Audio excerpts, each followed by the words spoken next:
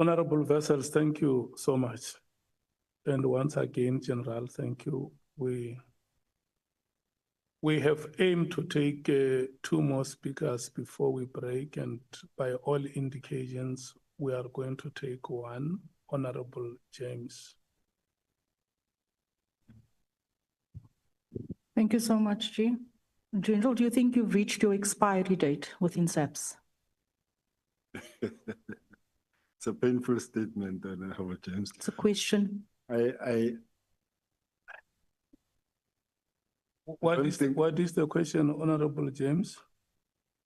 Do you think you've reached your expiry date with all the toxicity within SAPS within this department? You are asking the witness. Yes. May you please rephrase it? Excuse me, Chair?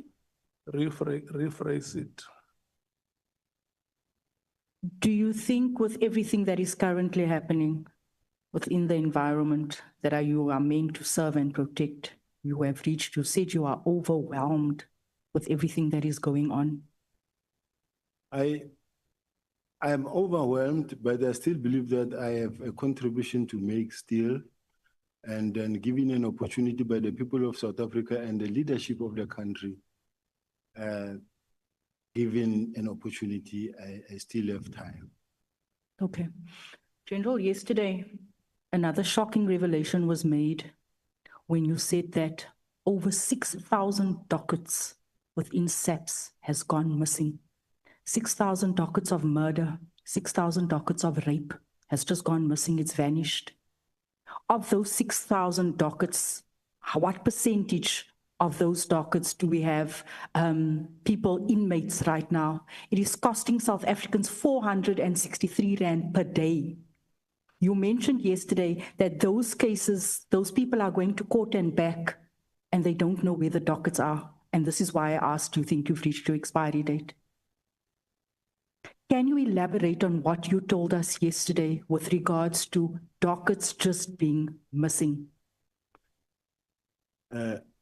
Honorable James, honestly speaking, I wouldn't say they are just missing. I'm saying as the head of detectives, I have a system that is still open. Dockets are not closed. It is my job to trace those dockets where they are so that the system can be updated. I never said dockets are missing, they are gone, nobody knows where they are. But in what I was trying to demonstrate here was that it shouldn't be that when I said I want to know where the cold cases are so that I can account for them, then the National Commissioner will say, I wanted the cold case murders because of the Senzo Meiwa case, which is unfortunate. But I have cases that are at IPIT, I have cases that are at DPCI, I have cases that are at ORS, and those cases remain open in the system. I don't say they are missing, they are open in the system. Now, my job is to say, bring all those cases, let us update the system, and let us make sure that the system is updated and the performance of the detectives will improve. Whilst on the other hand, I'm recommending that let the DPCI have their own SAP S6 so that they can be audited on their own and account for their own dockets. Let us have IPIT having their own, its own SAP 6 so that it can also account for its own workload. That is what I was meaning, Honorable Member. General, you clearly said yesterday that the dockets are unaccounted for, and this is why we have cases being remanded repeatedly. That is what you said, but I'm going to accept your response for now. General, what is your definition of an activist? An activist is a person who is actually an activist is a person who's I'm looking for the right English word, Chair, who is actually no, it's not a difficult word. It's just there's this word that is disappearing in my mind. But an activist is a person who is actually not lobbying, but standing for a particular rights and then championing. yeah, maybe it's the right word, championing for a particular, it can be an activist to fight for the drugs, or it can be for the politics, for politicians, or for whatever, maybe Environment. movement you want to support. General, you said you described Mr. Brown Mokgotsi as an activist. What is the cause that he stands for? He's a politician there in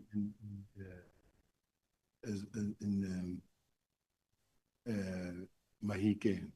A politician for which party? I think it's the African National Congress. General, you said that you Googled him despite having access and capacity to properly profile him. Why would you take to Google and not profile him? I just Googled him to want to know who's this Brown Mokgotsi, and I listened to one of his videos. I didn't profile him. So someone comes to you and tells you that there's a plot against you, you don't profile him as being the head of crime intelligence, you just Google him. Yeah, just check who it is, and then from there. So your evidence is that you accepted several calls and correspondence from Brown Mokgotsi, each time receiving further information from him without once verifying who he was or identifying where his information originated from. Can you please repeat, Honorable Member?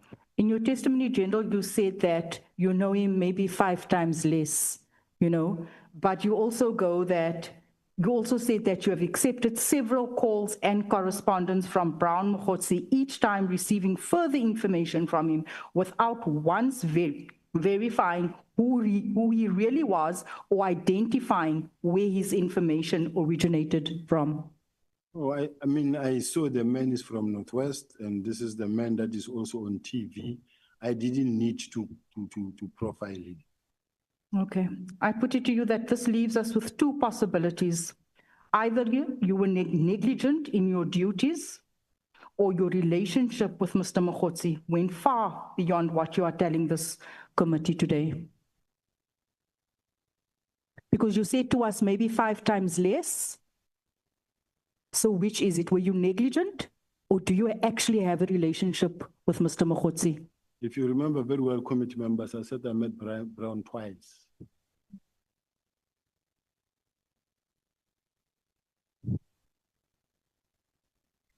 General, you also state that you were here for and I know my colleagues has asked this, what was the risk grading for the January 8th event in the Western Cape? What was the risk grading as per JOC?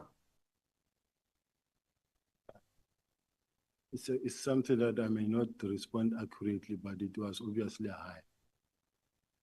So the risk grading, I don't deal with the risk grading, but all I know is that it's a major event, and it being a major event, it warrants that the NAJON should take charge of this type of environment, and that is what happened. Okay, if you are here to ensure that everything's going off smoothly in terms of compliance and safety, surely you should have access to the JOC file. No, I have access to the JOC. I'm part of them. I am part as the JOC. We sit at the JOC and we monitor the situation. But you don't know what the risk grading was, because the risk grading will warrant who needs to be there in terms of safety. What I'm trying to get to is the fact that the entire executive, all the senior members within SAPS converged upon the Western Cape during that time, something that is unheard of for any other political party. And you said that this is done for all major events. You said that the same is done. I'm not sure if you said that. Has this ever been done for EFF, DA, MK, or even Action SA? And you also say that it's not the first time that you do this. Chair, I think there's a political statement that must be attended to. It can be answered by the National Commissioner, perhaps not me. Okay, that is accepted. You are not going to answer that. No, I think it's a political statement. I don't want to. You could tell us, this committee, that you do it every year annually. You all show up because it's a very important event. Now that I pose a question to you, you say you are unable to answer.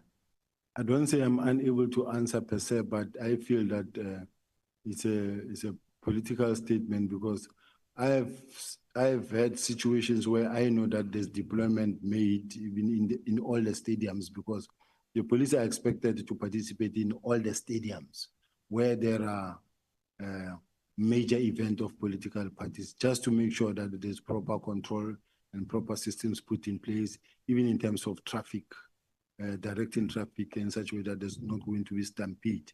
Even at the stadium, the normal soccer stadium, you will have such deployments as well. No, General, the traffic is a responsibility of JMPD as per the JOC application. Everyone has a role to play, not SAPS. No, they are part of the SAPS deployment. General, you mentioned yesterday, today again, you mentioned Eldorado Park, Westbury, Cape Flats, what is unfolding. You actually said that, you know what, the same resources that was allocated to PKTT could be deployed to these communities. What have you done since you have recognized that this communities deserves better, they deserve a NAC joint operation? What have you done in your personal capacity when you've received all of these videos? What operation did you propose? What presentation did you make to sort of launch an operation in any of these communities, since you mentioned it? We've employed a brigadier that is dealing with gangsterism at head office to make sure that they put a team together to attend to this. And I personally have been there with some of the senior managers, and then we have ensured that there are people that are arrested, and many people have been arrested as well in relation to what was happening in those areas. But I still believe that more could be done. I'm asking if you've put through any presentation or made any recommendations for an operation such as PKTT, because you kept on referencing these communities. And it's almost like you wanted to say there's no use for PKTT. You can much rather have a similar operation like this in the Western Cape or in one of these hard-hit communities. So I'm saying, since you have said that, we know a lot has been done, a lot of nothing has been done, but I'm asking you, since you have recognized the fact that there's an issue here, have you made any presentations or recommendations to the National Commissioner saying this is what we can do in these areas? There is a discussion that I had with the National Commissioner in order to deploy in the gang-infested areas. And that presentation, that discussion with the National Commissioner, it was on the 28th of January. We did have such a presentation where we were agreeing that we need to deploy in areas like Vembe, like Eldorado Park, Westbury, Cape Town, but we did have such a discussion with the National Commissioner because this is something that was discussed.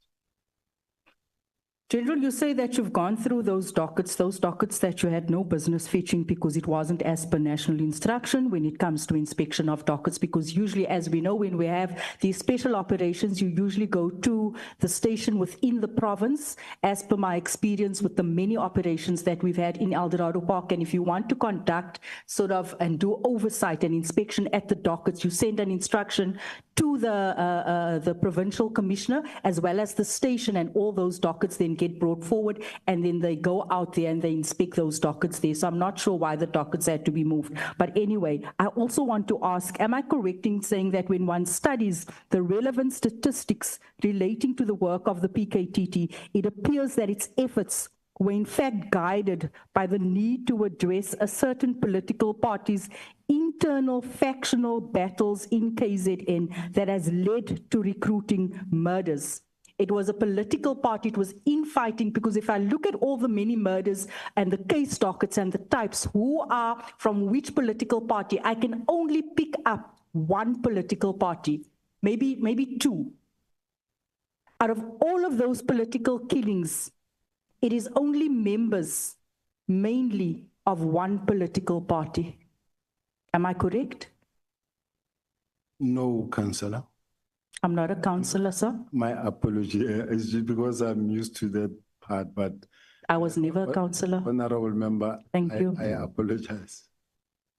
The apology is Accepted.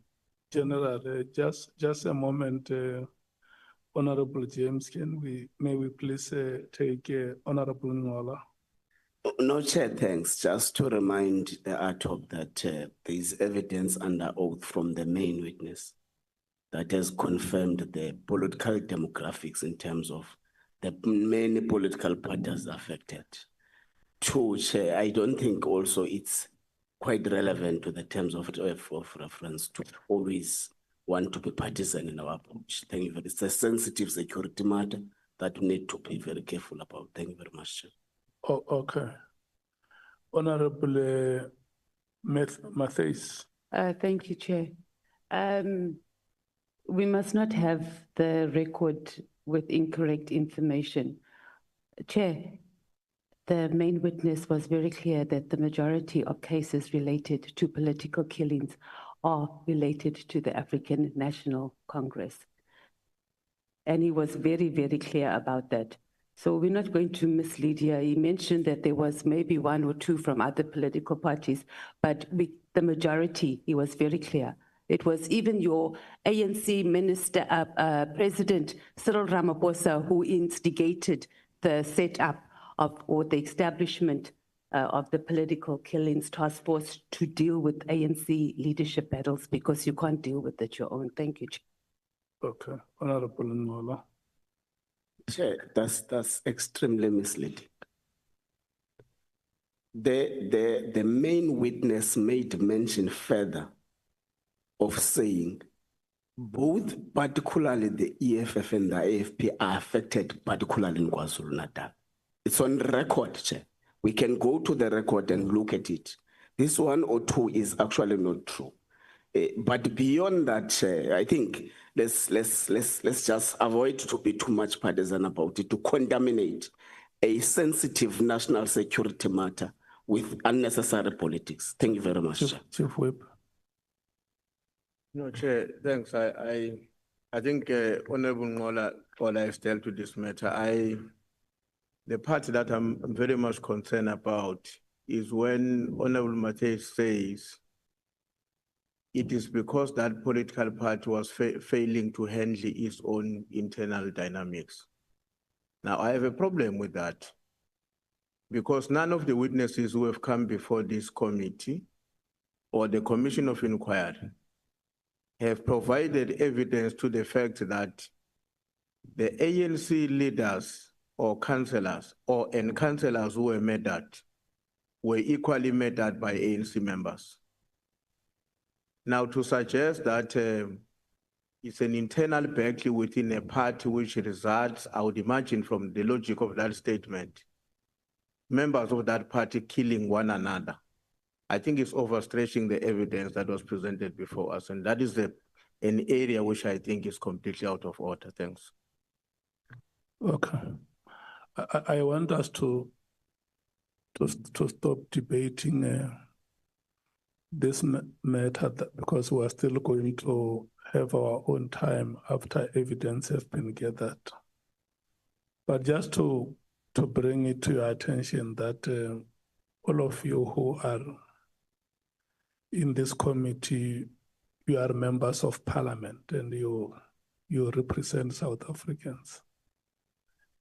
You know, when a family loses a member, there is nobody who dies a death of a political party. Death does not have a brand.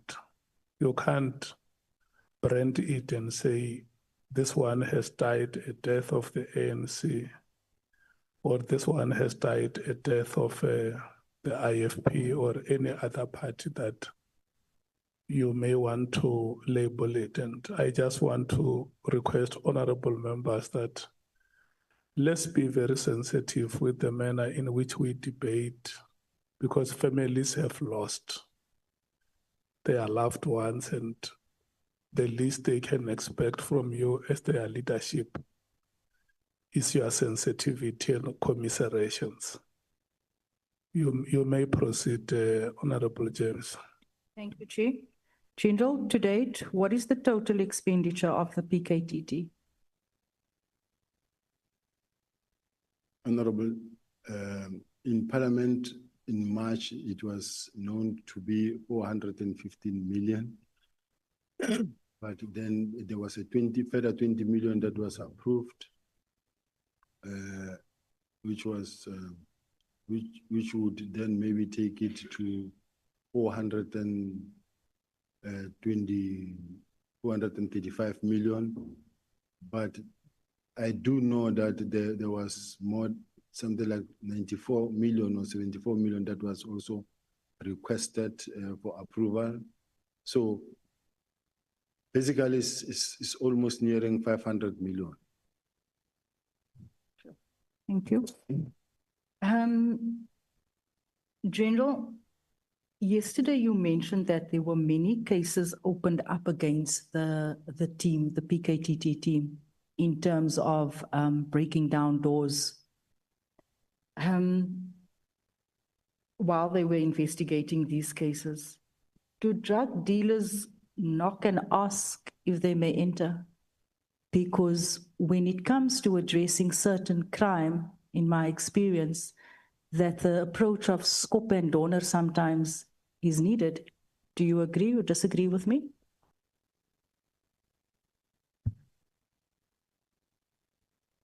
That approach, it depends on the team that is actually running the operation, and depending on the challenge and the nature of the danger situation they are faced with, Chair.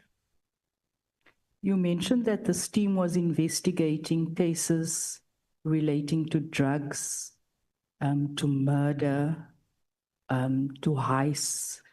Does that not warrant this type of approach? Yeah, but it is not every scene that must be approached same way, because sometimes you find that you are in an environment that really needs to be approached very carefully, decently. But sometimes where there are children as well in the house and it doesn't pose any risk or threat.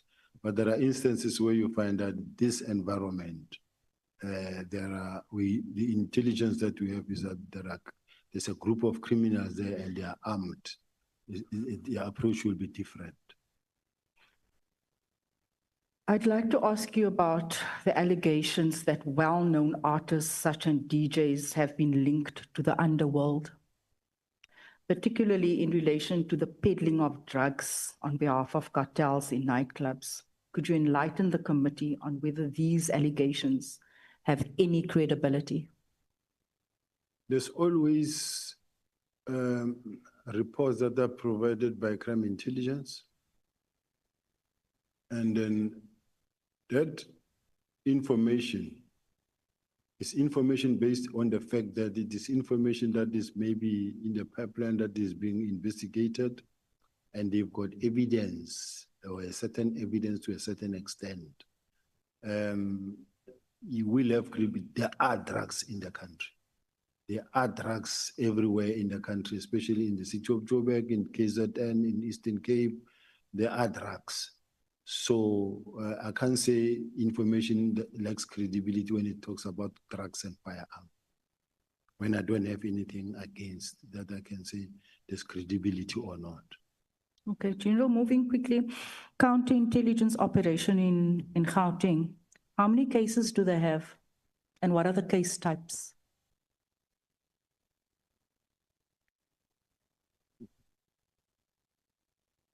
Let me see if this information I will have in my pack.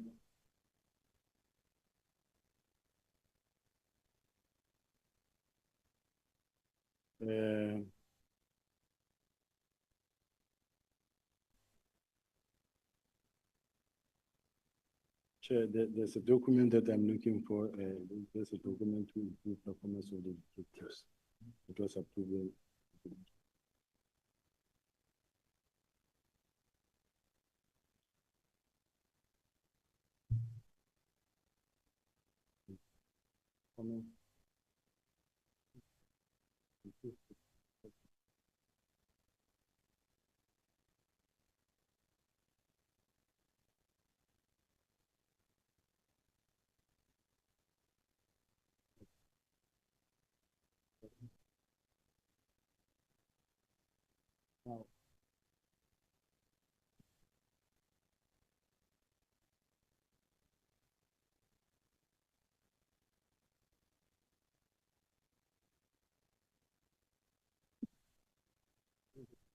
Honorable document in front of me, Honorable James, just to ask specifically what the question was.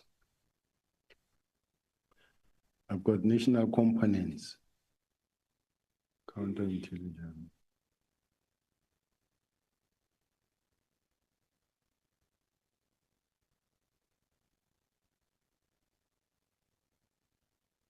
Chair, I don't know whether at this present moment, it's a document that I have, Honorable James, that I can give to you now to show you in terms of the response, but I'm not sure whether it's information that I should give out in public because we're talking counterintelligence now. Chair, I need assistance here. Here's the information that Honorable James is asking, but since it also mentioned counterintelligence, I might also be accused of discussing intelligence information in a platform that is not supposed to be, but I'm prepared to show the honorable members so that she gets the response. What do you choose to do with that kind of information? I can show her the answer. You can show her. Answer. Okay. Can I just? I'll have a look at it later. I think that was more. Okay, you can show her when we were about to break. Yeah.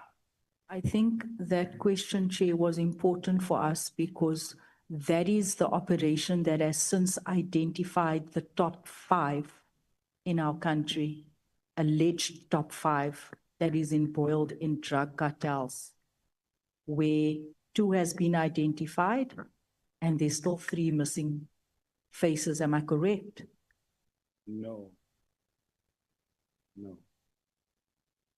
You're not correct there. So the identification of the top 5, where does that come from?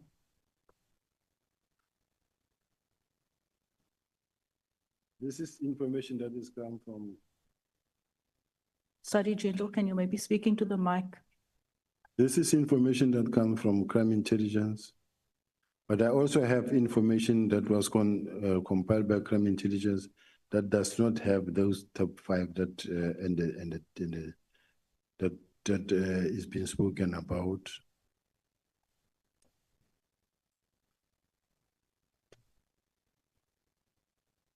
So it's the top 5. There's nowhere where they appear. So the top 5 that we've been told, South Africans has been told about, is not the top 5 that is running the drug cartels in our country. And that is connected with political heads and infiltrated the various state departments. The document that I have that was crafted by crime intelligence doesn't have that.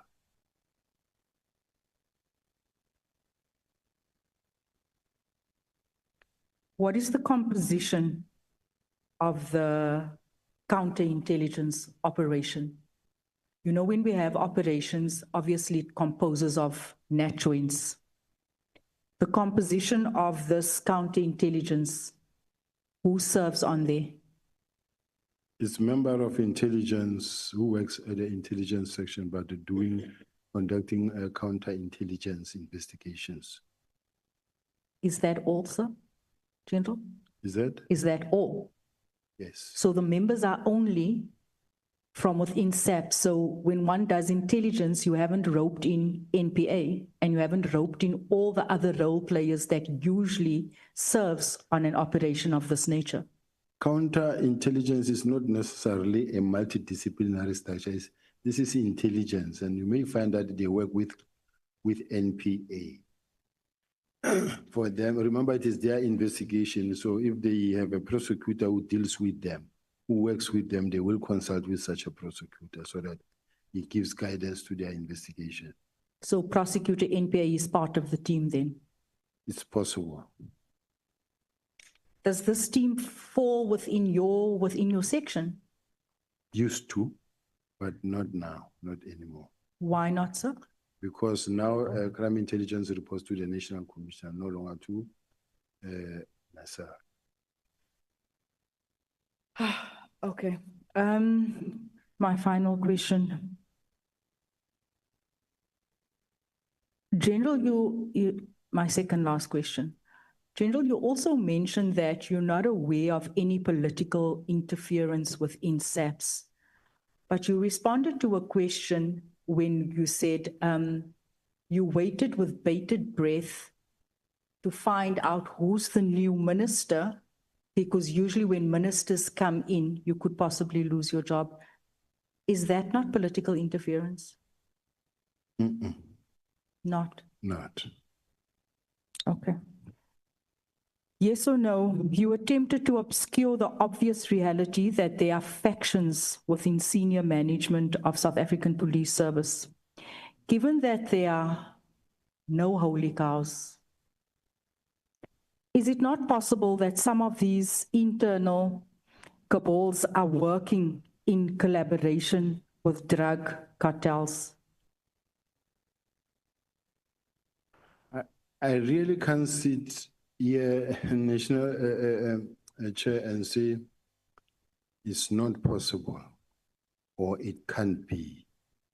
Up until it is tested, someone being arrested, connected to the crime, then they must be arrested.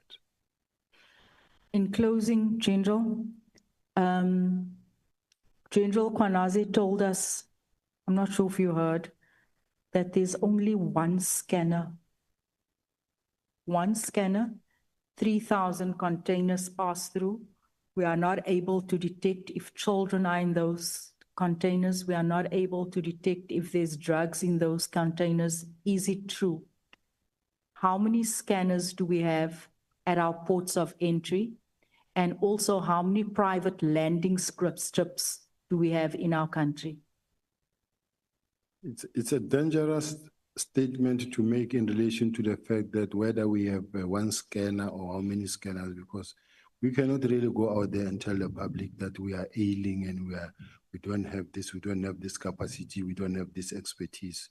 And there's no way that the public should know our strength. So as to whether it is 1 or 2 or 3 or 10, I don't know. But the landing strips, we have too many landing strips in the country. It's many. There are private landing strips as well that are really, I don't know whether I should say more than 1,000 or more than 500. I forgot the number, but I do know that there are just too many landing strips. Some of them are private, of course, they are not known. Thank you, General. I ask these questions in the interest of South Africans so that they can feel secure, but I'm not sure why you're not able to answer. I was gonna bring that type of information if I knew that such a question in relation to the landing strips can come up. I would be in a position to respond. Thank you so much. Thank you, General. Thank you, Chief. Thank you so much, Honorable James. Thank you, General Sibia. We are taking a break. We are coming back at 21 hours. Thank you so much.